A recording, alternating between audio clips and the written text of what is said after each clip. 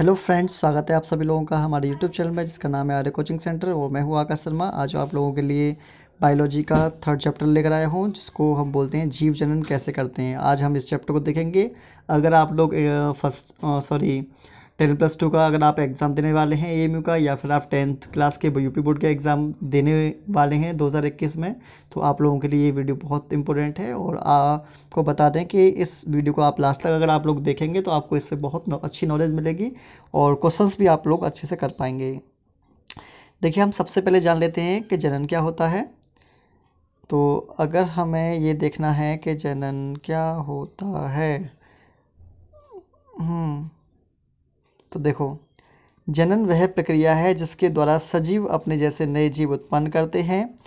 तो आप ये कह सकते हैं कि जनन के द्वारा हम एक नए जीव को उत्पन्न करते हैं, उसी को हम जनन कहा बोल देते हैं। यह पृथ्वी पर जीवन की निरंतरता को बनाए रखने के लिए आवश्यक है। अगर कोई व्यक्ति जनन नहीं करेगा तो जीवन की निरंतरता नहीं बनी रहेगी। इसीलिए जितने भी प्राणी होते हैं अपने मरने से पहले अपने बहुत सारे बच्चों को जन्म दे जाते हैं, जिसके कारण उनकी वंश आगे बढ़ता रहे, उनकी जाति अस्तित्व में बनी रहे। ठीक है। डीएनए प्रतिकृति का प्रजनन में महत्वपूर्ण। अब क्या महत्वपूर्ण है देखते हैं। जनन की मूल घटना डीएनए की प्रतिकृति बनना है। देखो, डीएनए की प्रतिकृति का मतलब डीएनए का जो रिप्लिकेशन है जब वो होता है, जो डीएनए जनन के लिए काफ़ी इम्पोर्टेंट है। डीएनए की प्रतिकृति बनाने के लिए कोशिकाएं विभिन्न रासायनिक क्रियाओं का उपयोग करती हैं। जैसे हम इसके और पॉइंट को देख लेते हैं। जनन कोशिका में इस प्रकार डीएनए की दो प्रतियां बनती हैं। मान लो एक कोशिका है, एक कोशिका दो भाग में डिवाइड होना चाहती है, तो उसका जो डीएनए होगा वो दोनों कोशिकाओं में ट्रांसफर कर दिया जाएगा, दो उसकी कॉपियां तैयार हो जाएंगी। जनन के दौरान डीएनए प्रतिकृति का जीव की शारीरिक संरचना एवं डिजाइन के लिए अत्यंत महत्वपूर्ण है, जो जीवों के विशिष्ट स्थान रहने के योग्य बनाता है। तो देखो, इसका मतलब ये है कि हर एक व्यक्ति का डीएनए अलग अलग प्रकार का होता है और वही डीएनए निश्चित करता है कि उसके शरीर का आकार कैसा होना चाहिए। मनुष्य का डीएनए इस मनुष्य से स्ट्रक्चर तैयार करेगा, लेकिन डीएनए तो वही सिंपल है, कुत्ते में भी, गाय में भी और घोड़े में भी या फिर अन्य जीवों में भी होते हैं, तो उनका डीएनए उनके शरीर की संरचना जैसी होती है वैसा तैयार करेगा। हमारे शरीर की संरचना जिस तरीके की होती है उस तरीके से डीएनए तैयार करता है। अब देखेंगे विभिन्नता। देखो, सिंपल सी बात है कि लोगों में विभिन्नता पाई जाती है। आप लोगों को ये तो पता ही होगा कि प्रत्येक व्यक्ति एक दूसरे से किसी ना किसी रूप में तो भिन्न होता है। किसी की आँखों के कलर में भिन्नता देखने को मिलती है, किसी के कानों और कान जो होते हैं वो किसी से जुड़े हुए मतलब कि जुड़े हुए होते हैं, जो किसी कान स्वतंत्र होते हैं, तो आप कानों को भी चेक कर सकते हैं। हाइट के आधार पर, उसके शरीर के वजन के आधार पर, मतलब कि भिन्नता आपको बहुत तरीके से देखने को मिल सकती है। तो हम पहले देख लेते हैं कि भिन्नता का फ़ायदा क्या है। लंबे समय तक प्रजाति की उत्तरजीविता बनाए रखने और जैव विकास का आधार बनाने में भी भिन्नता सहायक है। तो आपको बता दें कि भिन्नता देखिए काफ़ी इंपॉर्टेंट मानी जाती है। जैसे मान लो मैंने मान लिया ये ए और ये बी, ठीक है। यहाँ पर मान लो बैक्टीरिया हैं, यहाँ पर भी बैक्टीरिया हैं। ये उच्च ताप पर रह सकते हैं, ये निम्न ताप पर रह सकते हैं, ये भिन्नता है, ठीक है। तो मान लीजिए हमारा जैसे जैसे इन्वायरमेंट गर्म होता जा रहा है, हमारा वातावरण गर्म होता जा रहा है, तो मान लीजिए टेम्परेचर जैसे जैसे बढ़ेगा तो हमारे जो कम तापमान पर रहने वाले बैक्टीरिया थे वो नष्ट हो जाएंगे, जबकि जो उच्च ताप को सहन करने वाले जो बैक्टीरिया थे वो अपने आप को इस प्रकार सहनशील बना लेते हैं, जिसके कारण कि वो अपने आप को जीवित रख सकते हैं गर्म वातावरण में। इसलिए ये फ़ायदा होता है। अब बात करें अलैंगिक जनन और लैंगिक जनन में अंतर क्या है, तो देखते हैं। इसमें एक जीव नए जीव का निर्माण करता है, जबकि इसमें दो जीव नर एवं मादा मिलकर नए जीव का निर्माण करते हैं। तो लैंगिक जनन जो सेक्सुअल रिप्रोडक्शन होता है, इसमें मेल और फीमेल दो की आवश्यकता होती है। यह सरल एवं तीव्र गति से होता है, जबकि दूसरी तरफ यह जटिल एवं धीमी गति से होने वाला है जनन है। इसमें युग्मक संलयन नहीं होता, जबकि दूसरी तरफ इसमें युग्मक संलयन होता है। नया जीव जनक के समान होता है, जो उसको हम क्लोन भी बोल देते हैं अलैंगिक जनन में।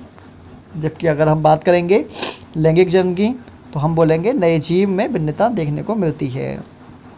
ये निम्न कोटि के जीवों में पाया जाता है, ये उच्च कोटि के जीवों में पाया जाता है। बहुत आसान है, आप एक दो बार इसे डिवाइस करेंगे तो कुछ भी नहीं है इसमें, आप आसानी से इसे समझ सकते हैं, ठीक है।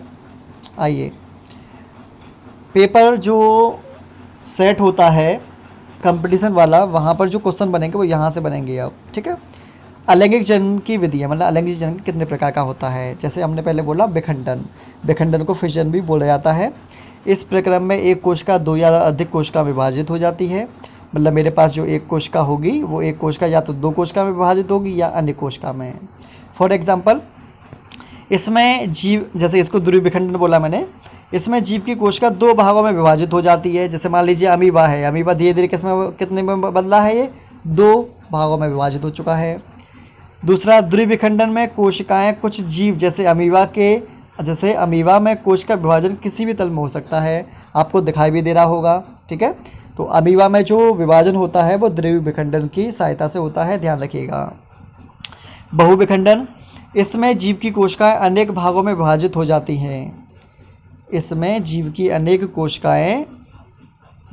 कोशिकाएं अनेक भागों में विभाजित हो जाती है। जैसे मान लीजिए एक कोशिका थी, अंदर ही अंदर आपने देखा बहुत सारी कोशिका विभाजित हो गया और यहाँ पर स्फुटित हो गई, यहाँ पर जो प्रत्येक कोशिका होगी बहुत स्वतंत्र रूप से एक नया जीव बना लेगी। बहुविखंडन में जीव अनेक संतति कोशिका में विभाजित हो जाते हैं, जैसा कि आपको दिखाई दे रहा होगा। ये जो बहुविखंडन होता है ये तो अमीबा में हुआ, तो पेपर में पूछा जाएगा, तो ये तो अमीबा में हो गया। दूसरा अगर मैं बात करूँ बहुविखंडन की, तो बहुविखंडन ये मिलेगा मलेरिया परजीवी में, मलेरिया परजीवी में। और मलेरिया परजीवी को हम बोलते हैं, ध्यान देना, मलेरिया परजीवी को हम बोलते हैं प्लाज्मोडियम। और प्लाज्मोडियम जो होता है वो मलेरिया रोग फैलाने में सहायक होता है, ये एक प्रकार का प्रोटोजोआ होता है, ठीक है। तो प्रोटोजोआ में जो विखंडन होता है वो ध्रुव विखंडन, बहुविखंडन ये देखने को मिल जाते हैं। अब बात करते हैं खंडन की, जिसको हम फ्रेगमेंटेशन बोल देते हैं। इस प्रजनन विधि में सरल संरचना वाले बहुकोश के जीव विकसित होकर छोटे छोटे टुकड़ों में खंडित हो जाते हैं। ये टुकड़े वृद्धि करके नए जीव में विकसित हो जाते हैं।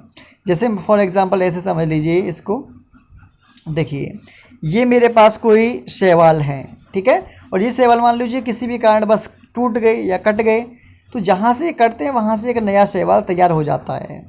ये विशेषता किसमें देखने को मिलती है, तो आप बताएंगे स्पाइरोगायरा। यहाँ पर थोड़ा सा हल्की सी मिस्टेक हो गई, स्पाइरोगायरा लिख दिया है मैंने, स्पाइरोगायरा है, जिसको हम तालाब का रेशम भी बोलते हैं, ये एक प्रकार का शैवाल होता है। अब देखिए पुनरुद्भवन, पुनरुद्भवन को हम रीजनरेशन भी बोल देते हैं। इस प्रक्रम में किसी कारणवश जब कोई जीव कुछ टुकड़ों में टूट जाता है तब प्रत्येक टुकड़ा नए जीव में विकसित हो जाता है। इसी गुण को पुनरुद्भवन कहा जाता है। जैसे आपको दिखाई दे रहा है यहाँ पर ये एक प्लेन एरिया है और प्लेन एरिया को मैंने 3 भागों में काट दिया है, और 3 भागों में काटने के बाद में आप देखेंगे आगे चलकर तीनों भागों से एक नया प्लेन एरिया तैयार हो चुका है। तो जीवों के इस गुण को ही हम रीजनरेशन बोल देते हैं। आपने देखा भी होगा कि छिपकली की जो पूंछ होती है वो कट जाती है, दोबारा आ जाती है, तो उसमें उसकी पूंछ में रीजनरेशन होती है, स्टारफिश में रीजनरेशन होती है, हाइड्रा में रीजनरेशन होता है, ठीक है। तो आप इस चीज़ को ध्यान रखिएगा।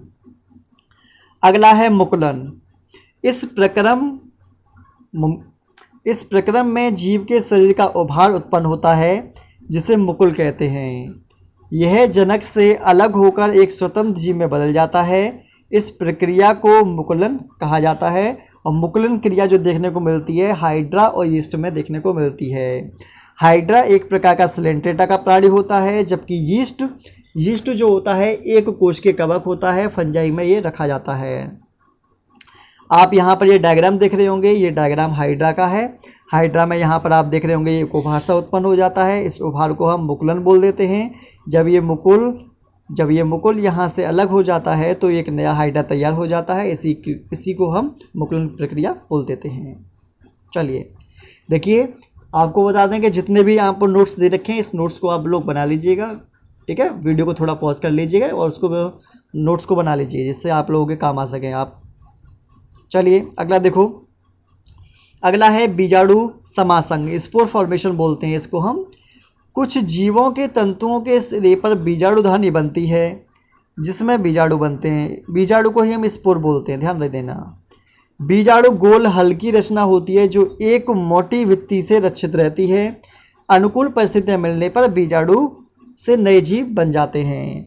अब देखो बीजाणु समासंग में अगर मैं एग्जाम्पल की बात करूँ तो आप ध्यान देना, एक आता है राइजोपस।